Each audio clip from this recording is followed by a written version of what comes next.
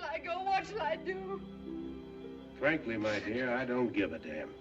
Behave yourselves!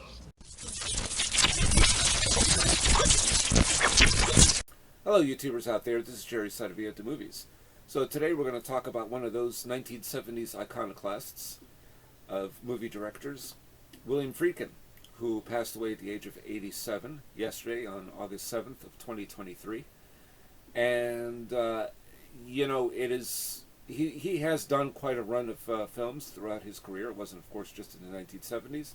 He had his start in documentaries, one called The People vs. Paul Crump, I believe it was called, and then segued into films.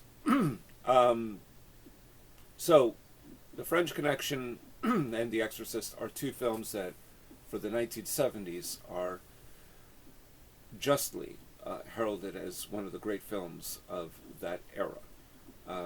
Two films that kind of redefined the form a little bit of their respective genres. French Connection clearly was different from the average cop film or any show on TV about cops, and has, of course, a car chase in it that is one of the greatest of all time, if not the greatest. I mean, it is an amazing sequence to behold. And of course, not just that, and based on his documentary beginnings, Friedkin made The French Connection almost look like it is to some degree, a docudrama based on an actual cop. And The Exorcist is meant to be a very realistic look at the supernatural, which was his intention. He wasn't doing Rosemary's Baby. He was really dealing with the power of evil. And at times in that film, despite how explosive it is, and how some of it is, of course, understandably very blunt with regards to the 12-year-old girl who's possessed by a demon, the film also suggests just as much as it shows. And that is one of his strengths.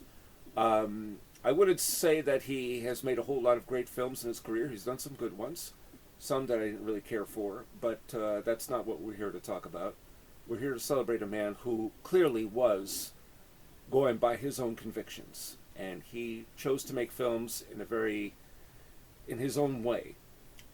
He never really believed of them as art, although that's just what he stated. I think that he did think of them as art, but that's just how, that was William Friedkin. But it's easy to talk about The French Connection and The Exorcist. For some people, there's great value to The Sorcerer, which is a remake of a French film called The Wages of Fear, and, To Live and Die in L.A., and so on and so forth. But I want to talk briefly about a film that is highly underappreciated, and it's called Rampage.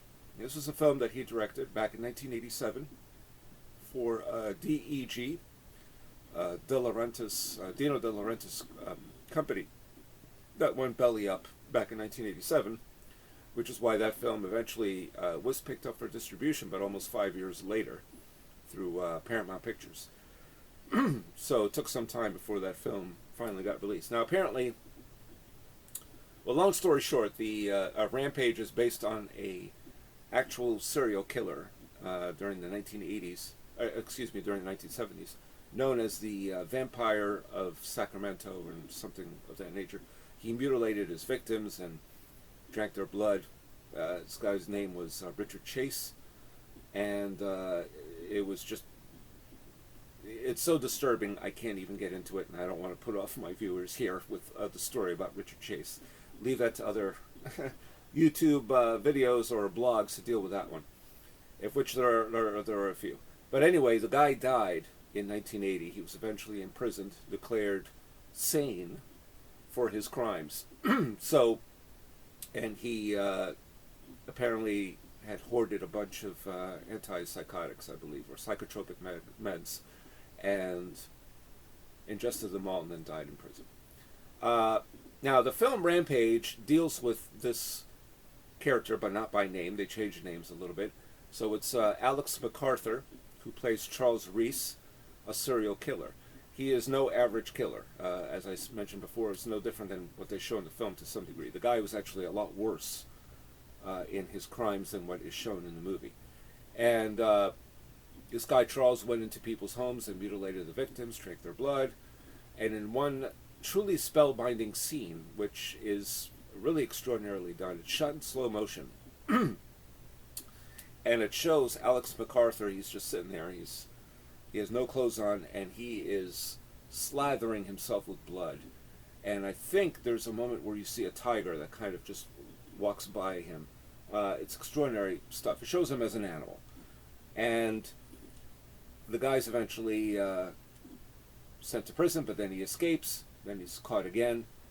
And so, Michael Biehn plays this idealistic liberal district attorney / prosecutor who initially thinks that Charles needs to be declared insane, that he should be put away in prison. But when Michael Biehn sees some of the pictures and talks to one of the family members who had their wife killed by this man, talk about what happened, he changes his tune completely, and the district attorney decides to opt for the death penalty.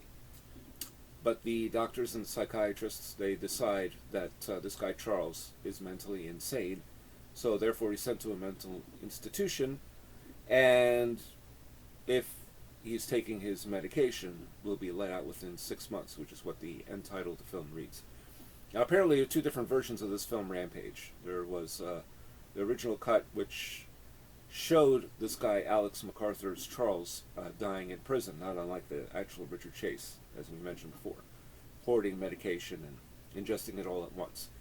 This new version, which was released in 1992, because it didn't get a theatrical release prior to that, obviously, and apparently both versions are available online, and I think you can view one of them on Amazon Prime. But anyway, because the film has never actually become officially released on DVD. I think it did make it to VHS in America, but never DVD or Blu-ray or anything like that.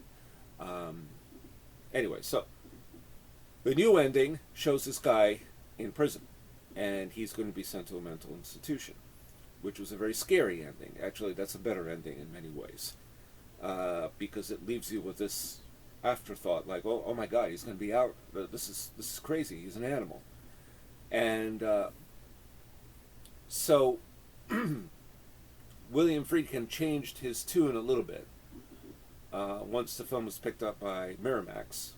I think I said Paramount Pictures. I believe it was Miramax, actually. Sorry about that. And in limited release in 1992, and he had a very different way of looking at this film 5 years later. So that's what I find interesting. The film is tough to watch. It's not an easy watch. It's a very good film, a little uneven when it comes to this idea of the death penalty versus declaring somebody insane for crimes that they committed, that they must have had some knowledge of what they were doing, which is really what the film, I think, struggles with. But Alex MacArthur, that's a truly dynamic, scary performance. Amazing. It's the film is not quite on the level of Henry, Portrait of a Serial Killer, which is an even tougher film to watch. And that film, of course, Henry, was shot in 1985 in Chicago, and no distributor wanted to deal with this movie until 5 years later. So Rampage, just a different fate because of the company, but it is still a tough film. But what I like about the film a lot, I think, is that Friedkin, as usual, knows how to control the violence. It's very controlled. And so that we don't really get, it's not on the level of an exploitation picture. It's not a slasher movie. You know, back in the early 2000s, we had a bunch of these movies that went directly to DVD that had titles like Dahmer, Ed Gein, you know, that sort of thing. And, you know, I've seen a couple of those, some better than others. I mean, they weren't the worst. But this movie doesn't exploit as much as deal with the subject very seriously.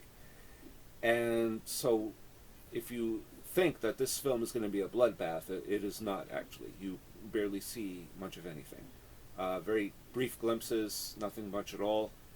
There's one scene, a horrifying scene, where a husband comes home and is looking for his wife and finds her, and he crosses to the next room.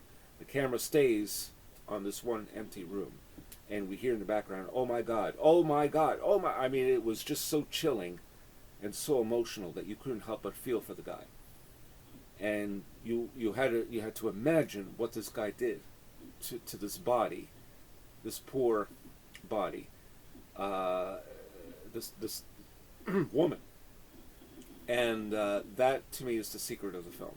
So it's a little uneven, but it's still very good. But I wanted to talk about Rampage because I do believe it needs to be reevaluated. And not just because William Friedkin passed away, I think it needed to be reevaluated for years now. And the film has been sort of ignored for too long. So hopefully it will be and get a proper release. I think it was released on DVD in Poland. But Rampage is one of those films that it showed how good William Friedkin is with this type of material. He dealt with it seriously, almost in not quite documentary fashion, but dealing with it as a real docudrama of unsuppressed evil. And in this case, it's really quite something to see. So, yeah. Sorry to hear the man is gone. But anyway, let me your thoughts. Tell me if you ever heard of Rampage before, or if you've seen it, or what do you think of it, and what is your favorite William Friedkin film? I'd be curious to hear. Please subscribe to my channel. I picked up one new subscriber a week ago. Hit that bell for notifications for new videos uploaded. And I guess that's all I really got to say about that. And this is Jerry Saravia the Movies, signing off.